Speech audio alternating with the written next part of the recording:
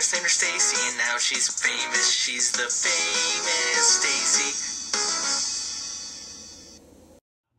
Hi fashionistas, I'm Stacy. My husband hates shopping. He hates it so much. And he's especially hating the short shorts style that's very popular for men right now. So when he went out to get a new pair of shorts, he was miserable, but he picked out a pair of shorts, but they were just a little too short. So we got him a little wide so they would be long enough.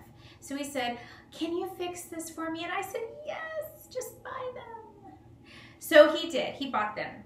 And I'm going to do a very quick tutorial on how to take a pair of wider shorts and make them more fitting very quickly and very easily. I'm going to start by measuring the elastic and marking it on either side with it stretched out. Then I'm going to take my box knife and make some little holes on either side. Then I'm going to put the safety pin on my elastic and send it down the rabbit hole to the other side after I've pinned it in on one side.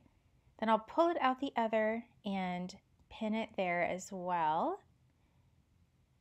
Then I will take it to my sewing machine and I will back stitch and I will forward stitch and I will back stitch again. And then I will go to the other side and back stitch and forward stitch and back stitch yet again.